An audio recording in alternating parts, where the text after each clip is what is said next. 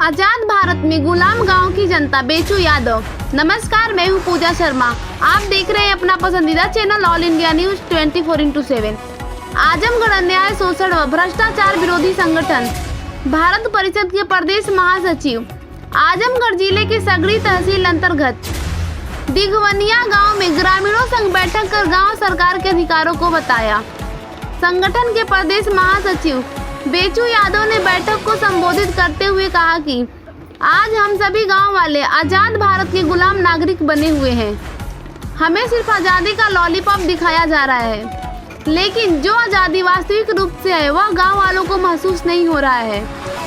बेचू यादव ने यह भी कहा, जब देश हमारा गुलाम था उस समय यही गांव के रणबांग कुरे ने हंसते हंसते फांसी के फंदे को चूम लिया था, सीने पर गोलियां खाई थी, तमाम तरह के काले पानी की सजा काटकर अपने प्राणों को आहुति देकर भारत को आजाद कराया था।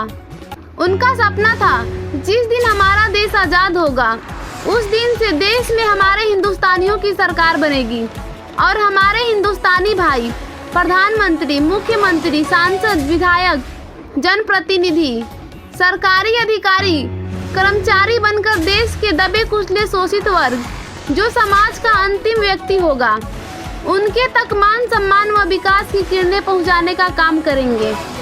समाज के अंतिम व्यक्ति को लगेगा कि हम गुलाम नहीं बल्कि भारत आजाद के स्वाभिमानी नागरिक हैं।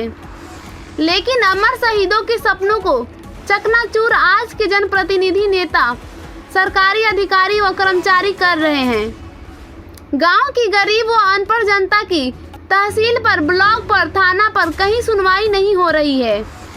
लोग मामूली से काम के लिए वरासत, पेंशन, FIR, छोटे छोटे विवाद की शिकायत, भ्रष्टाचार की शिकायत जैसे सैकड़ों मामलों को लेकर गांव की जनता परेशान है।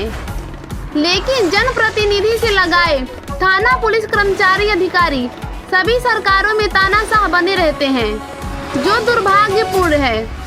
अमर शहीदों के बलिदान का मजाक उड़ाया जा रहा है। जब हमारे गांव का एक आदमी थाने पर समस्या को लेकर चला गया और कोतवाल उस पीड़ित को सम्मानजनक शब्द का प्रयोग कर अपने पास बैठाकर उसकी बात को गंभीरता से सुने और तत्काल पुलिस भेज न्याय करा दे, उसे हम आजाद भारत के आजाद नागरिक कहेंगे। लेकिन यहाँ तो बगैर नेताओं से जुगाड़ लगाए और रिश्वत दिए एक मामूली सी FIR दर्ज नहीं हो रही है। गरीबों की सुनवाई की बात तो दूर है, ठीक यही हालत तहसील, ब्लॉक, जिला, हर सरकारी दफ्तरों की बनी हुई है। इसलिए हम कह रहे हैं कि आजाद भारत के गुलाम हम गांव की जनता बनी हुई हैं। यही गुलामी खत्म होगी तब लागू होगी गांव सरकार। देखते रहे हमारा channel all India news 24x7 के साथ। आजमगढ़ से आदर्श श्रीवास्तव की रिपोर्ट।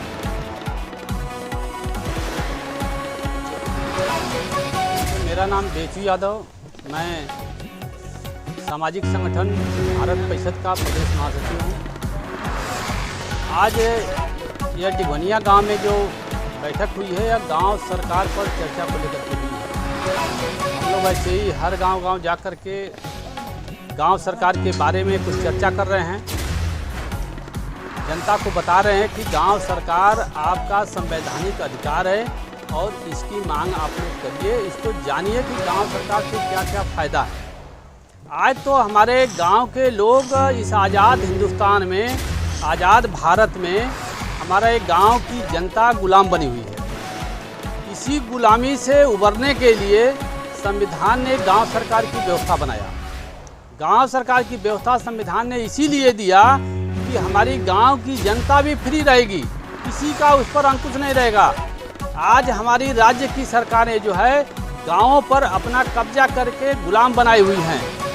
पंचायती राज एक्ट की धारा जो 15 है, उस 15 को लागू करके राज्य की सरकार आज 75 साल से हमारे गांव सरकार की व्यवस्था को दबाई हुई है, उसको लागू नहीं कर रही हैं।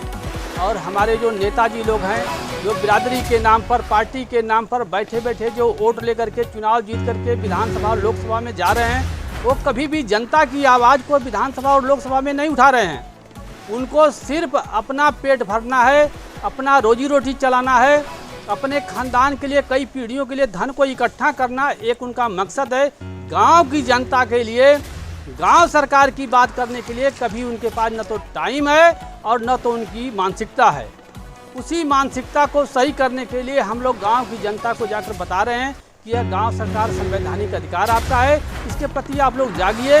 जब भी कोई नेता आपसे वोट मांगने के लिए आता है, उससे सबसे पहले सवाल ये करिए कि आप गांव सरकार को लागू करोगे, गांव सरकार की आवाज़ को उठाओगे, तभी हम आपको वोट करेंगे, अन्यथा हम आपको वोट करने वाले नहीं हैं।